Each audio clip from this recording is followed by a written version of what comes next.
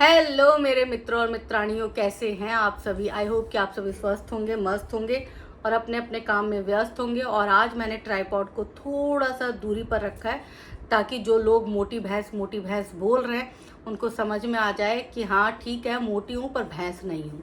ठीक है ना। गोरा रंग देख के तो समझ ही गए होंगे। और बहुत सारे लोग ना आके कमेंट करके चले जाते हैं, उनको ये लगता है कि सामने वाला बंदा जवाब नहीं देगा।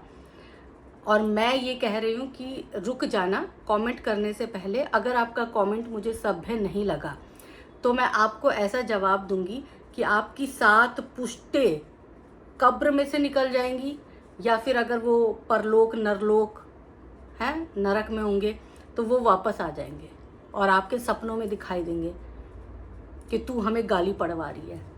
तो अपनी 7 पुश्तों को अगर नहीं चाहते कि वो सपने में आए तो थम जाना, नहीं तो फिर तैयार रहना। फिर जवाब मिलेगा। जवाब यहाँ से उम्मीद मत करना कि यहाँ से मैं आप सबको जवाब नहीं दूंगी।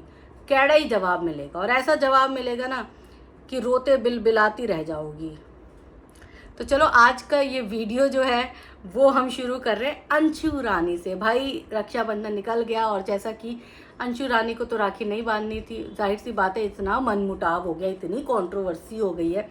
इतनी कंट्रोवर्सी के बाद क्या ही रक्षाबंधन मनाया जाएगा भाई, रिश्ते टूट चुके हैं, है ना। तो अब उन्होंने एक सवाल जवाब वाला ब्लॉग बनाया जिसमें उन्होंने अपनी ऑडियंस से कहा था कि भाई कौन कौन से सवाल पूछना चाहते हैं, जिसमें ऑडियंस ने उनसे बहुत सारे सवाल पूछे। 232-33 के करीब जो है सवाल। देखो, ऑडियंस ने सवाल तो कम पूछे, लेकिन ऑडियंस का ज़्यादा सवाल तो यही रहता है कि आप सुंदर हो, आपको हम बहुत पसंद करते हैं। इन सब में से 9 या 10 सवालों के जवाब जो हैं अंशु रानी ने दिया है। सबसे पहले उन्होंने ये कहा है कि भाई मैं अब कोई कंट्रोवर्सी नहीं करने वाली, क्योंकि सवाल ऐसा था कि राज परिवार से जुड़ा कोई सवाल था जिस पर उन्होंने कहा है कि मैं अब कंट्रोवर्सी नहीं करने वाली हूँ क्योंकि मेरी हेल्थ जो है वो अच्छी नहीं है। तो हेल्थ अच्छी नहीं है, हम भी समझ सकते हैं। और वैसे भी कंट्रोवर्सी करने से आपको सिर्फ हाइपरटेंशन मिलेगा, शुगर मिलेगी, बहुत सारी बीमारियां मिलेंगी। टेंशन करने से या फिर कंट्रोवर्सी करने से व्यूज़ के अलावा ये सारी चीज़ें भी आपको मुफ्त में मिलती हैं। तो इसीलिए अच्छी बात है, अगर आप टेंशन नहीं करना चाहती, कंट्रोवर्सी नहीं करना चाहती, सुकून से रहना चाहती हैं, सुकून से दूसरे इंसान को भी जीने देना चाहती हैं, तो बहुत ही अच्छी बात है। मैं अपनी शादी में भी राजपूताना पहनना चाहती थी। एक सवाल इनसे पूछा गया कि आपने अपनी मैरिज एनिवर्सरी पर राजपूताना पोशाक पहना था, तो इस पर इन्होंने बोला कि मैं तो अपनी शादी पर ही पहनना चाहती थी पर उस वक्त हो नहीं पाया, तो मैंने अपने इस पे मैरिज एनिवर्सरी पे पहना। तो ठीक है, ये तो मुझे लगता है कि बहुत ही आम सा क्वेश्चन था।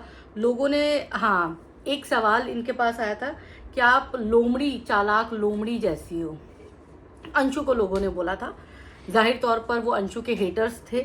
तो इसका जवाब अंशु ने बहुत ही तरीके से दिया। मतलब मुझे पहली बार अंशु का ये जवाब बड़ा अच्छा लगा। अंशु ने कहा कि जब आपके साथ धोखा होता है, जब आप किसी पे ट्रस्ट करते हो आंख बंद करके और वो इंसान आपको धोखा दे दे, आपने एक बार धोखा खा लिया, 2 बार धोखा खा लिया, तीसरी बार भी आप धोखा खा चुके हो, तो आप उसके बाद संभलना शुरू कर देते हो। और हर इंसान ऐसा ही करता है। आपको जब धोखा मिलता है तो उसके बाद आप एक बार विश्वास कर सकते हो कि चलो हो सकता है गलती से हो गया हो, दूसरी बार भी आप माफ़ कर देते हो, पर तीसरी चौथी बार से आप खुद सजग हो जाते हो कि अगला बंदा इसी फितरत का है, इसी नेचर का है, तो आप खुद बच के चलने लग जाते हो। अब इस पे किसी को चालाक लोमड़ी उमड़ी बोलने की क्या ही ज़रूरत थी भाई। इतनी खूबसूरत है अंशु, उसको क्या ही आप बोलोगे कि चालाक लोमड़ी है। ये तो हर इंसान में होना भी चाहिए। अगर इसको आप चालाकी कहते हो तो आई एम सो सॉरी, ये चालाकी नहीं है, इसको बोलते हैं जीवन जीने का सलीका। उन्हीं में से एक पॉइंट ये भी है कि आप अगर बार बार किसी एक बंदे से ही धोखा खा रहे हो तो भाई संभल जाओ, फिर आप बेवकूफ़ हो। अगर आपने अपने आप को 2-3 धोखे के बाद आपने अपने आप को संभाल लिया तो आप जीवन जीने का तरीका सीख चुके हो। लोगों ने ये भी सवाल किया अंशु से कि उनके पति और अंशु के बीच में कितना एज का फ़र्क है। तो 4 साल का अंतर है। अंशु जो है वो 21 साल की है और उनके पति देव जाहिर तौर पर 4 साल बड़े हैं, तो 25 साल के हैं। हम अब अनाथ लड़कियों के लिए पुण्य का काम करने वाले हैं। अंशु का ये पॉइंट मुझे बहुत अच्छा लगा। अंशु ने बोला कि मैं अगले साल तक हम यानी कि वो और उनके पति जो है कुछ ऐसा करने वाले हैं जिससे अनाथ लड़कियों को फ़ायदा हो। तो जाहिर तौर पर मुझे ऐसा लग रहा है कि अनाथ लड़कियों की शादी से जुड़ा ही कोई काम करने वाले होंगे। तो वो आगे पता चलेगा आपको कि क्या करेंगे, लेकिन फ़िलहाल मुझे ऐसा लगा कि वो इसी तरह का कोई काम करेंगे कि अनाथ लड़कियां जिनके सर पर किसी का हाथ नहीं है, तो वो उन लड़कियों के लिए शादी जैसा पुण्य का काम करेंगे।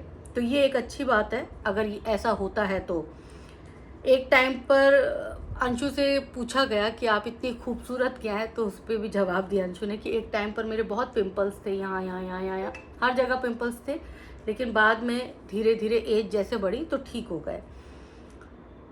उनसे एक सवाल अंशु से ये भी पूछा गया कि अब आपकी लाइफ में क्या किसी तीसरे की इन्वॉल्वमेंट रहेगी।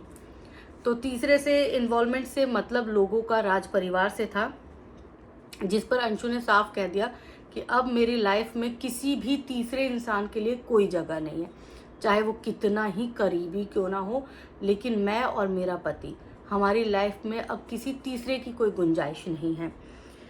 एक सब्सक्राइबर जो थी वो मुझे लगता है अंशु की बहुत बड़ी फ़ैन थी, तो उन्होंने अंशु की प्रेगनेंसी और उनके बच्चे का जन्म का भी सपना देख लिया और उन्होंने देखा कि अंशु के बेटा हुआ है। तो अंशु इस पे शर्मा भी गई। जाहिर तौर पर कोई भी महिला ऐसी बातों पे शर्मा जाती है, और ये एक अच्छा मतलब मुझे लगा कि चलो ठीक है, ये हो जाए, जल्दी से जल्दी हो जाए तो बहुत अच्छी बात है।